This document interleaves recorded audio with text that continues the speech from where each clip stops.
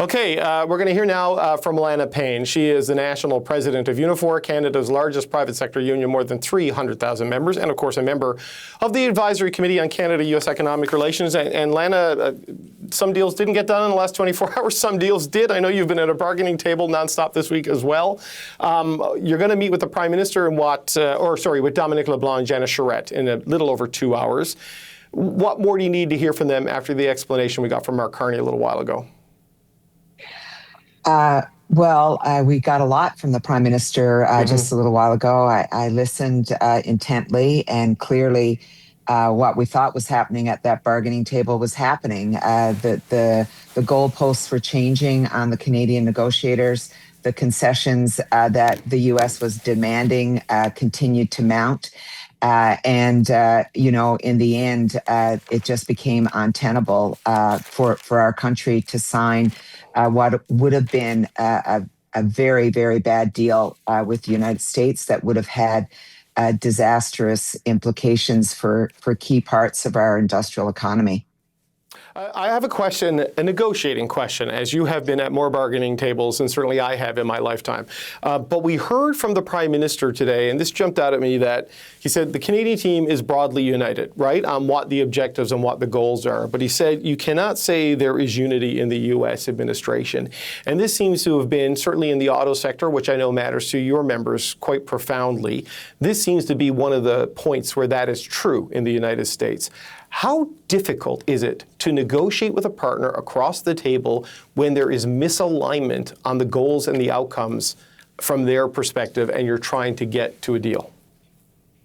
Well, and also if the players are changing at that table, David, which seemed to be the case in the last hours and particularly the last day and a half, where you have other folks from the White House interfering with the trade talks and really trying to, I think, undermine what Jameson Greer was trying to achieve here, which was to get an agreement that then would have led into the CUSMA talks. And solidarity at a bargaining table on each side is incredibly important for us. This week and the last week before that, we were bargaining with General Motors in Canada, and it's sometimes you bring committees together from all walks of life. And there is a way to get to a common goal, but you have to work at it and you have to want it. It sounded like to me that the U.S. didn't really want a deal unless we were capitulating pretty much everywhere here. Well, it's interesting. We got a further glimpse, I guess, into sort of the predatory ambitions when it comes to the auto sector. I misunderstood it when the Prime Minister said referred to the exemptions on heavy trucks, F-350, F-450, Silverado. And Flavio Volpe, as he has done on many things with the auto sector, educated me that this is an exemption from the reduced tariff, that essentially these are going to be prohibitively hammered by tariffs, which suggests they want that production moved to the U.S. side of the border. Is that what you take from that? What message does that send to you and your members? It tells me that the auto sector is incredibly important to our country, and we have to keep fighting for it. And that's what we saw in these talks, a commitment to fight for this industry and the industries that work around it, whether it's the aluminum industry or the steel industry.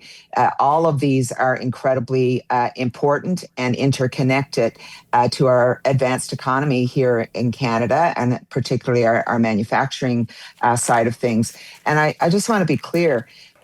We build heavy duties in Canada because we also buy a lot of them, David. Sure. We have a $100 billion vehicle market in Canada, and we are, the U.S.'s biggest customer.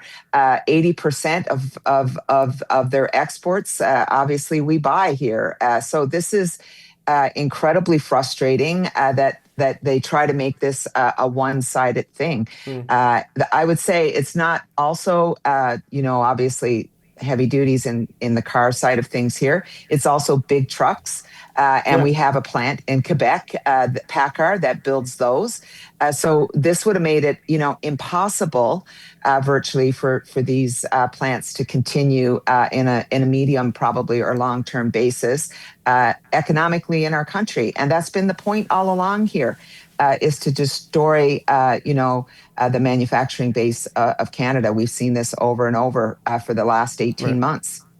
Yes, well, Lana, when I first met you, you were working in the Fisheries Union in Newfoundland and Labrador, so we've both been around Silverados and Ford F-Series trucks quite a bit in our time, so you know how important it is and how much Canadians drive them. But, you talked about the Prime Minister's comments being confirmation that what you were hearing was happening at the bargaining table was happening at the bargaining table. Doug Ford talked about that even when he was briefed, boy, he wasn't comfortable. He wasn't ready to put the booze back. He didn't like where this was going. And he mentioned you as one of the people telling him this was a bad deal. So I know there was a lot of unease amongst people like you, people like Doug Ford.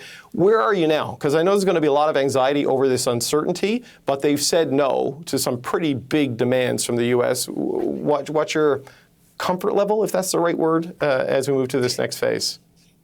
I think that there's a lot of learning in this, and a lot of it is probably things that we already knew. I mean, I have to say a massive thank you, David, to our Canadian negotiators. I mean, they were up against it. They were up against it because we are trying to negotiate with a player who, basically felt it was okay to continue demanding concession after concession after concession. And as we would give a little, they would want more. And this has been a pattern that we've seen played out by the U.S. administration for the last 18 months. The more you give, the more they take, the more they want. So at some point, I think we were always going to be in this place where a line was going to be drawn in the sand, and Canadians would be where we are right now, saying we've got to stand firm here. It is going to be very difficult in the days and weeks ahead. We have quite a number of members, and there are quite a lot of workers who are going to be impacted by this new set of tariffs, the 338s. It's going to be a very difficult time. But I would say, what choice do we have right now? You either push back here or you roll over. And I think Canada has said we're not rolling over. Yeah, look, I know as a union side negotiator, concessions are never anything anybody wants to give. Sometimes you can live with it in a negotiation if that's the end of it. And you know that just doesn't become the launching point for more. And when I look at what the Prime Minister said today about the signature written in pencil, his statement from last night questioning the reliability of any deal, there's a trust problem here. That even if you're having a hard bargaining session, if you trust the other player, you can get to a deal because they may be aggressive, but they're honest. There seems like there's aggression with a lack of honesty and a lack of alignment based on what the Canadian government has put out today. How do you move forward in that? I think that is exactly where we have been, David. I mean, we've tried any number of things for the last 18 months to get on a path where we could, get to the CUSMA review and hopefully be able to negotiate something that made sense for Canada and the United States. And, I was wary of this interim deal because I was slightly concerned we give up a lot of leverage in the first round of bargaining. We get to the next round of bargaining and there's more demands. And they didn't even wait for the second round of bargaining. They basically did it all here, kept demanding concession after concession. I don't think our negotiators had a choice but to do what they did. And now Canada has a choice in terms of how we move forward. Obviously, the Prime Minister has talked about retaliatory tariffs. No one wants to be in this place, David. We had a decent trade agreement with the United States. They blew that up. They have been violating it 6 ways to Sunday since last February. And, there's only so much you can take. And I think the resolve of Canadians, it has been firm. They are tired of this, and they are clear that they would like to have a line drawn in the sand. We can't continue to be walloped with tariffs while at the same time giving the U.S. concessions that are damaging to the future of workers, to their jobs, and to the industries that we all depend on in our country. Yeah, I certainly got the sense the Prime Minister's maybe tired of this too, Lana. There was a point in the last 10 minutes of the news conference, he was kind of like, we have a deal. We have a deal. And it was sort of his WTF moment, I think, like what is happening here? Lana Payne, I know you've got union business to do, and you've got your meeting with Dominic LeBlanc and Janice Charette later today. Thank you for giving us some time on a busy Saturday. It's Lana Payne, National President of Unifor. Always good to see you. Thank you, David.